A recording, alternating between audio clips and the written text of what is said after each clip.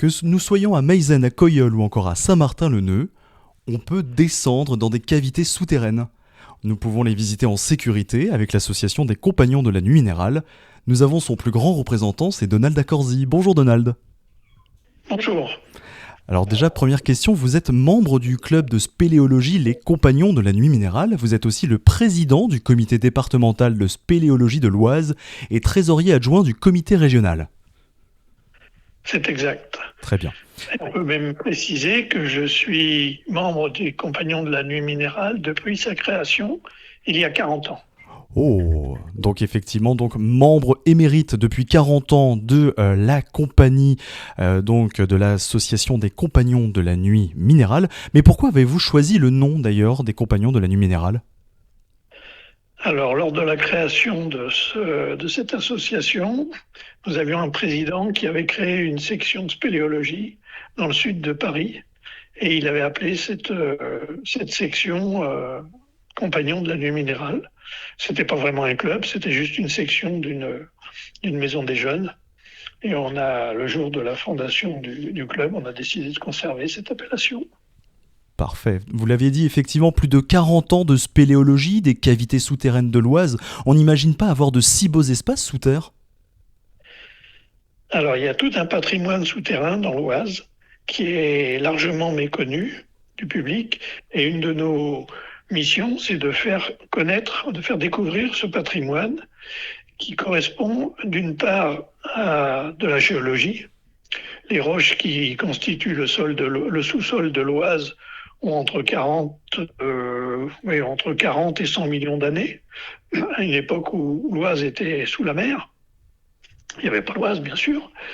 Et puis, ces roches ont été exploitées par des carriers pendant un certain nombre de siècles, on peut même dire un millénaire. Donc, ces carriers ont creusé dans cette roche pour extraire de la pierre, pour construire des maisons. Et puis ensuite, il s'est passé quelque chose d'assez important au XIXe siècle. On a inventé le ciment et on est passé des constructions en pierre taillée à des constructions en parpaing, ce qui a arrêté beaucoup d'exploitation de carrières. Ensuite, il y a des champignonistes qui sont venus, qui ont exploité ces lieux qui étaient inoccupés jusqu'à, on va dire, la fin du XXe siècle. Et aujourd'hui, il n'y a plus qu'une carrière qui comporte une exploitation par champignonnière. Donc vous nous parlez qu'il y a différents types d'exploitation qui existent partout en Picardie. Tout à l'heure en introduction, vous m'avez même d'ailleurs recommandé de citer 3 villages, Meissen, Coyeul et Saint-Martin-le-Neu. Ces communes en fait présentent des caractéristiques spécifiques ? Alors elles ont, comme beaucoup d'autres, il y a plus de 1000 carrières souterraines qui sont recensées dans l'Oise. Il y en a pas mal d'ailleurs qui ne sont pas encore recensées, qui sont inconnues. Mais toutes ces carrières, elles permettent d'extraire des roches calcaires plus ou moins dures et donc adaptées à la construction de maisons ou de bâtiments. Tout à fait, donc de beaux endroits en tout cas où on peut faire voir la géologie, voir en tout cas l'étude aussi donc de la pierre, de la spéléologie dans l'Oise. Mais est-ce que vous avez aussi d'aussi beaux endroits à nous faire visiter dans la Somme ? Alors il y a aussi des cavités dans la Somme. Il y a à peu près 1 millier de cavités. Dans la Somme, il y a beaucoup plus de craie que de calcaire, dit de calcaire lutétien. Lutétien comme Paris, Lutèce.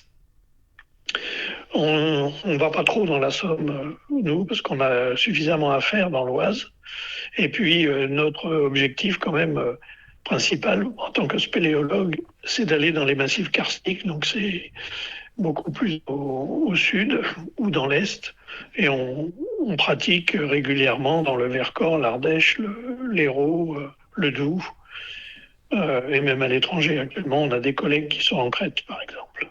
Magnifique en tout cas d'aller voir donc ces cavités situées donc aussi en Crète. Vous êtes 35 à 40 adhérents actuellement à l'association des Compagnons de la Nuit Minérale qui d'ailleurs sillonne toutes les cavités de France et du monde, vous venez de le citer à l'instant. Mais avec vous Donald, que peut-on apprendre quand on vient avec vous pour faire de la spéléologie ? Alors on découvre ce monde souterrain qui est tout à fait riche d'enseignements. À l'automne, par exemple, on organise des sorties. Il y en avait une le week-end dernier, le samedi dernier. Il y en a une autre au mois de novembre, une autre en décembre. On emmène un groupe de visiteurs qui découvrent ces roches qui datent de 45 millions d'années. Ils découvrent le travail des carriers. On explique qui sont ces carriers, qui étaient ces carriers, qui ont pour la plupart disparu. Maintenant, l'exploitation des carrières, elle se fait à ciel ouvert avec des engins mécaniques. Mais à l'époque, c'était à la main. On découvre la microfaune souterraine qui est tout à fait variée et totalement inconnue. En général, quand on pense aux animaux qui vont sous terre, la première réaction, c'est de penser aux chauves-souris. Dans un deuxième temps, on pense aux renards ou aux blaireaux. Mais ce sont des animaux qui n'y viennent que ponctuellement. Les chauves-souris, elles restent tout l'hiver dans les cavités puisqu'elles hibernent. Mais les renards ou les blaireaux, ils n'y viennent que ponctuellement. Mais en fait, il y a toute une microfaune qu'on pourrait qualifier d'insectes en étant un peu abusif, qui sont des tout petits animaux entre 1 millimètre et 1 centimètre de long, et qui vivent en permanence dans ces cavités et qu'on ne voit pas si on se déplace en courant dans les cavités. De toute façon, quand on dit spéléologie, quand on prend la racine étymologique du mot, c'est la science du monde caché. Est-ce qu'on peut dire aussi que même avec cette microfaune, en fait, on peut être surpris de voir ce que nous voyons? Ah ben tout à fait. On a fait des études sur plusieurs cavités et une étude en particulier sur la cavité de Saint-Martin-le-Neu, qui est particulière dans l'Oise parce qu'elle renferme une vingtaine de lacs. Et on a fait une étude qui était commanditée par la communauté urbaine du Beauvaisis. On a trouvé une centaine d'espèces différentes, avec des formes tout à fait bizarres. Tout à fait, avec des formes tout à fait bizarres d'ailleurs. En tout cas, la spéléologie aussi, c'est vraiment une exception en fait comme loisir aussi, puisque ça nous fait révéler le monde caché, pour reprendre évidemment l'étymologie du terme spéléologie. Mais est-ce que l'on peut dire aussi, Donald, que la spéléologie est un sport? Alors pour aller sous terre, il y a des cas où il suffit de marcher, donc c'est pas très physique. Il y a des cavités qui sont un peu plus complexes et donc il faut avoir une bonne forme.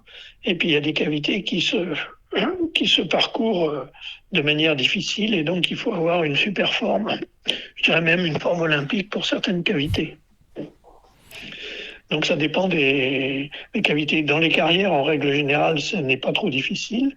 Mais il y a dans certains cas des étroitures, des verticales, des passages plus ou moins scabreux. Et donc là, il faut une formation et une attention particulière pour pouvoir progresser dans ces cavités en toute sécurité. Oui, vous parlez de formation, vous parlez de forme aussi olympique pour pouvoir s'entraîner avec vous avant même de pouvoir explorer ces parois verticales et ces cavités exceptionnelles. Oui, tout à fait. Donc c'est pour ça qu'on a aménagé un site d'entraînement qui, lui, est à ciel ouvert. C'est une ancienne carrière, c'est celle qui est dans la commune de Maïzel.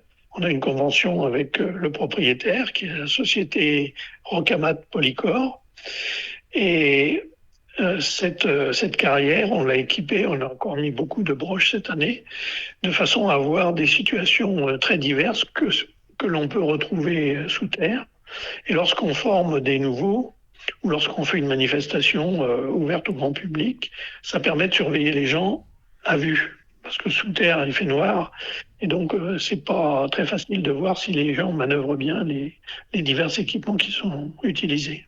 Oui, d'autant plus que vous mettez en fait donc ces fameuses broches qui permet en fait de faire suivre, on va dire une ligne de vie, en fait peut-être une corde ou quelque chose qui vous permette en tout cas de rester ensemble, d'autant plus que la pratique de la spéléologie où la sécurité est primordiale. Oui, tout à fait. C'est un sport où il y a, enfin une activité même, où il y a énormément d'entraide. Et on est très rarement isolé. On est toujours en groupe. Alors, il ne faut pas être des trop gros groupes parce que l'espace souterrain est quand même en général limité. Mais une expédition en spéléo, c'est entre 2 et 10 personnes. Entre 2 et 10 personnes. D'ailleurs, en parlant de ça, en parlant de groupe, malheureusement, il y avait une fête de spéléo qui devait avoir lieu, d'ailleurs à Boursonne-Coyeul, on en parlait tout à l'heure, entre Villers-Cotterêts et Crépy-en-Valois. Dans sa très belle et insoupçonnée rivière souterraine, elle a été reportée à l'année prochaine, c'est dommage.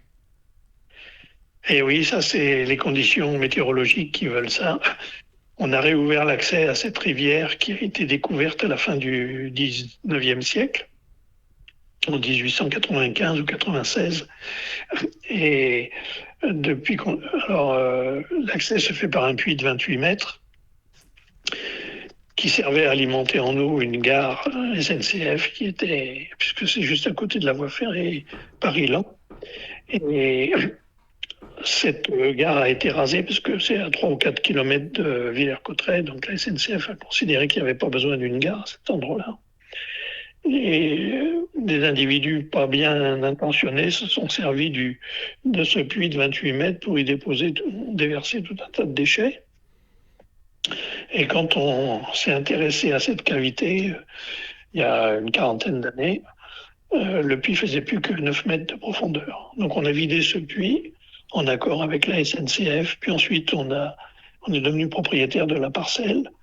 Et donc on rejoint, en descendant ce puits, une galerie naturelle avec un plan d'eau qui correspond à la nappe phréatique et des galeries annexes dans lesquelles on peut se promener soit debout, soit à quatre pattes, soit en rampant. Et cette année, le niveau de l'eau a particulièrement monté, enfin au printemps, l'hiver dernier et puis au printemps de cette année. Et donc, lorsqu'on est allé faire notre visite de reconnaissance avant notre manifestation qui a lieu début juillet, eh bien, on avait de l'eau jusqu'au cou. Alors, ça va bien pour des spéléos, mais ça va pas pour du public. Donc, on a été obligé d'annuler aux grandes dames de nos visiteurs habituels. Aux grandes dames effectivement de vos visiteurs habituels qui aiment en tout cas votre fête de spéléologie, qui aiment aussi les conseils que vous prodiguez autant aux amateurs, autant même aux habitués de la spéléologie. En tout cas, notre interview, Donald, elle est vraiment très enrichissante. Elle nous permettra de comprendre un peu plus ce qu'est concrètement la spéléologie et surtout le fait d'être toujours bien accompagné. Merci encore, Donald. Bonne journée. Bonne journée à vous aussi. Retrouvez cette interview en podcast à l'heure que vous voulez, où vous voulez, quand vous voulez, sur happinessradio.fr.